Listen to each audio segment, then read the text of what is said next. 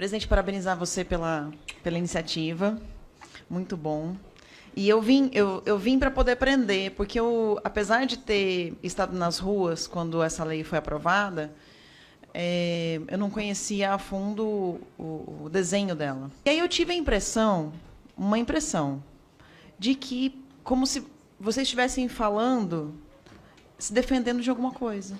Eu não sei por que eu tive essa impressão. É como se eu chegasse aqui, pousasse aqui, e vocês tivessem enfrentado uma plateia de pessoas contra vocês e estivessem meio que na defensiva. Não sei se foi um sentimento equivocado, ministro, mas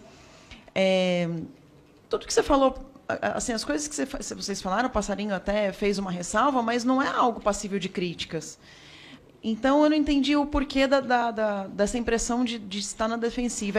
Aí me deu uma preocupação, né? A lei de ingerência está sob risco? Né? Alguém está ameaçando essa lei de alguma maneira? Porque eu também sempre vi essa lei como algo muito positivo.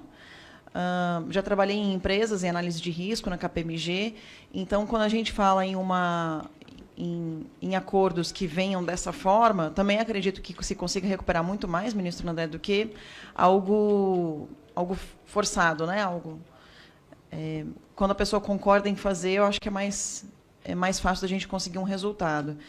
E o trabalho que a CGU faz e a AGU vem fazendo é muito admirado pelo povo. Então, eu não entendi o porquê da defesa. E aí me gerou uma preocupação. Todos nós aqui, independente da posição que a gente esteja, a gente sofre os efeitos diretos da corrupção. Sejam eles materiais, sejam eles imateriais. Né? Os materiais a gente conhece bem: pobreza, aplicação de recursos em áreas não produtivas, desvio de recursos públicos, miséria, e aí vai. E tem aquelas que são as consequências imateriais. Essas consequências, elas são piores, apesar de não... Elas trazem um impacto maior na sociedade. E, dentre elas, eu falo uma desconfiança generalizada. Nós temos um país hoje que ninguém confia em ninguém, todos atacam os demais diretamente. E aqui não é diferente. Talvez isso, respondendo inicialmente à deputada Carla Zambelli, explique um pouco dessa postura defensiva que eu tenho. A postura defensiva que eu tenho é fruto de ataques que você sofre, que não são de agora. Quando eu investigava a corrupção diretamente, em busca do que eu fui morar na Espanha, eu recebi lá indícios, a embaixada me entregando um documento porque eu tinha extrapolado o poder de investigação dentro de um caso de corrupção grande aqui no país. E aqui não é diferente. Venho sofrendo, como a AGU também, de algumas pessoas e alguns órgãos, ataques descabidos. Eu não faço defesa de instituições. Se quiserem passar o acordo de leniência para outra instituição, não estou preocupado com isso. Eu estou defendendo o instrumento. Certo? Agora, se a lei determinou a CGU, eu vou cumprir. Ponto. Independente de que você ache A ou B, porque a lei é que manda. Um país é regido por lei. E a lei está escrito claro e eu sei ler. Controladoria Geral da União. Ponto. É isso que está na lei. No dia que for para descumprir a lei e fazer o que cada um acha, a gente vai lá e executa o que cada um acha. Esse é o motivo da minha postura defensiva, inicialmente. Tá? Tem uma coisa que eu gostaria de perguntar para vocês, que assim, a impressão que a gente tinha nas ruas, né, e pelo trabalho também que eu desenvolvia nas empresas, é que o agente corruptor, na verdade, não é a empresa, é o político. Quando a gente perguntava para algumas empresas, uma vez eu sentei ao lado do vice-presidente da Andrade Gutierrez, ele falou para mim assim: quando eu estou lidando com políticos, eu posso até fazer o mesmo preço que eu faço para um agente privado. Só que não consigo. Normalmente eu tenho que colocar 3x o preço, 3 vezes o preço, porque eu tenho que pagar coisas. Então, e se não fechar comigo, vai fechar com outro.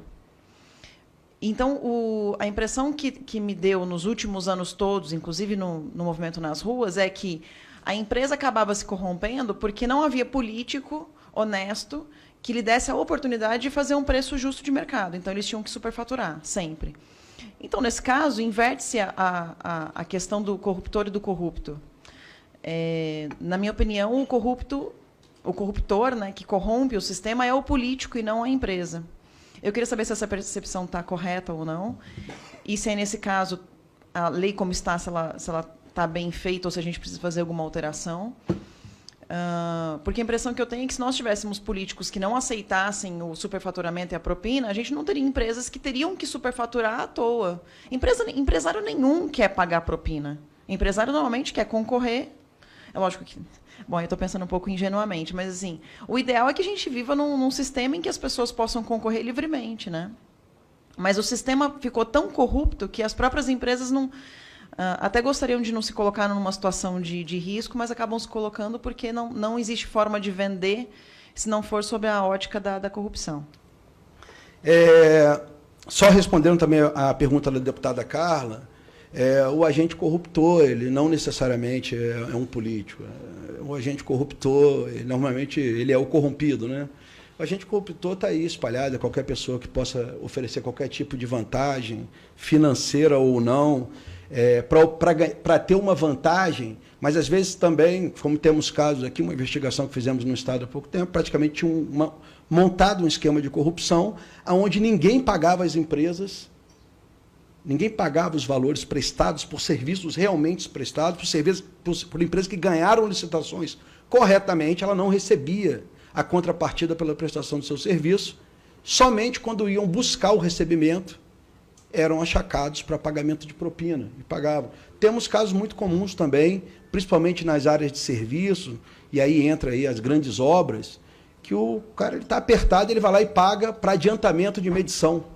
Não é diretamente para a corrupção. Temos vários tipos de pagamento, todos são ilícitos, mas deixar claro que nem sempre é só da maneira como foi colocado.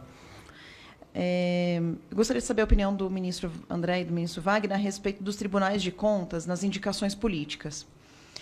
Porque o que acontece? Quando a gente tinha um sistema corrompido, e aí, Luciane, se você puder também comentar, quando a gente tinha um sistema corrompido, a indicação política ela era vista sempre pela população como algo muito ruim. Hoje, quando a gente tem um político que a gente confia no poder, aí a gente fala, bom, a indicação do ministro do Jair Bolsonaro para ministro do STF, por exemplo, vai ser algo que a população vai almejar. Alguém conservador, alguém que não seja corrupto, etc. Nos tribunais de contas, a mesma coisa. A gente está recebendo muita denúncia dos tribunais de contas estaduais. Por exemplo, no Espírito Santo, a questão do petróleo, dos royalties do petróleo, não está sendo investigada pelos tribunais de contas do Estado do Espírito Santo. E aí a gente tentou fazer alguma coisa com o Tribunal de Contas da União, para ver se a União pode interferir nesse caso, e a gente está tendo uma certa dificuldade. Então, uma pergunta, talvez, para a Luciane é, o que a gente pode fazer quando o Tribunal de Contas do Estado não está funcionando, se a gente pode recorrer ao da União? E a outra questão é a opinião de vocês a respeito das indicações políticas. No Mato Grosso do Sul, a gente tem um conselheiro que é chefe do Jogo do Bicho. E é conselheiro do Tribunal de Contas do Estado. Então, assim, o que a gente pode fazer para evitar esse tipo de Frankenstein e fazer leis quando elas não são necessariamente para aquelas pessoas que estão no poder agora, mas para qualquer um que esteja no poder? Porque uma coisa é fazer lei agora para o Bolsonaro, que a gente tem uma confiança em relação ao combate à corrupção. Outra coisa é quando a gente tem um presidente que a gente desconfia de tudo isso, como foi o caso de alguns passados. Foi feita a pergunta dos tribunais de contas, eu gosto de falar muito da minha instituição, eu acho que é uma decisão do Congresso, do povo brasileiro, eu procuro defender sempre, se a gente criminalizar que a indicação política é sempre ruim, a gente está criminalizando a política. A gente está falando que todo político é ladrão. E a gente sabe que essa não é a realidade, e esse é o que a gente quer mudar. Eu acho que talvez a deterioração dos conceitos éticos da sociedade tenham gerado esses fatos, essas indicações desprovidas. Mas eu tenho certeza que um amadurecimento do país, um amadurecimento cada vez maior da democracia, nós não teríamos problemas de indicações partindo do meio político, porque elas seriam sempre pautadas no interesse público, na ética e nessa. Então, acho que a gente tem um momento de evolução que a gente vai ter que analisar. E parabenizar vocês. Queria que você colocasse um sorriso no rosto, ministra, porque a gente gosta muito do seu trabalho. Levanta essa cabeça, olha para frente. E a gente está muito satisfeito com você. Os cães vão ladrar e a caravana vai passar. E não se abata. Não, eu nem estou sabendo, não falei com você, mas assim, não se abata. Não vamos deixar a coisa cair. É que ontem foi uma tristeza. Sair daqui, a gente saiu daqui arrasado.